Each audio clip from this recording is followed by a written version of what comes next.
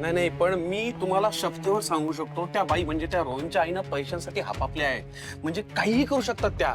मला पहिल्या दिवसापासून वाटते, ज्या दिवशी आपला नाही का ऍक्सिडेंट झाला होता, त्या गाडीच्या समोर आल्या होत्या, ते सगळं त्यांनी फक्त आणि फक्त पैशांसाठी केलं होतं. सतत फक्त पैसा पैसा आणि पैसा करते ती बाई. मी काय म्हणतो, समजा आपण त्यांना एक रकमी पैसे दिले तर त्या जरा शांत बसतील का? नाही म्हणजे मी आपला एक विचार बोलून दाखवते फक्त, बस. मी तेही करायला तयार आहे आनंद. काय पैसा तुम्हाला हवाय ना तो सांगा, एकदाच काय तो घेऊन टाका, पण अधीराला त्रास देणं थांबवा. नाही आदिरेला त्रास वगैरे नाही होणार, आपण आहोत सगळे तिच्या बरोबर.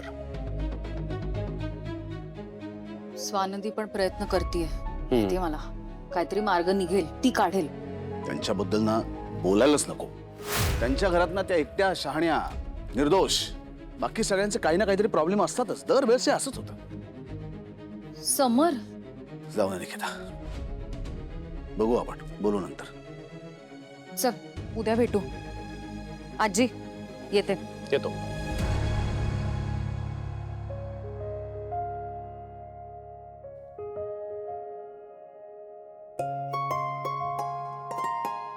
अजी,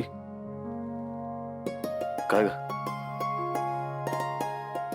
बरी आहेस ना? कशी बरी असेल म्हणजे हे सगळं असं बघितल्यावर कोणाचं डोकं शांत राहील रे? आणि त्यात तू. मी काय केलं आता? अरे तू असं का बोलतोस आनंदीबद्दल?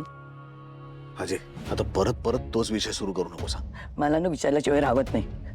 म्हणजे हे बघ, इतकी वर्ष मी तुझ्या लग्नाची वाट बघितली. तुझं लग्न झालं पण तू सुखी नाहीयेस ना.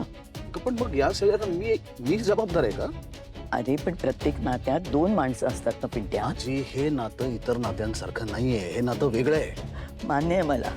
अरे समजतं मला की तुला आणि स्वानंदीला ना खूप ताणतणावातून जायला लागते. पण मग या सगळ्यासाठी तू काय करतो ते सांग ना तुझ्यातर्फे. म्हणजे नेहमी काय झालं की तू स्वानंदीवरच राग काढतोस. खरं तर तू ठरवूनच टाकलेस रे की तिचं सगळंच चूक असतं. अरे कधी कधी आपलंही चुकू शकतं ना पिंट्या. हे बघ, एक लक्षात ठेव, तिच्याकडे ना निदान तू असं संशयाने नको बघूस रे. मैत्री कर तिच्याशी, तरच तुमच्या दोघांमधला ना ताण कमी होईल.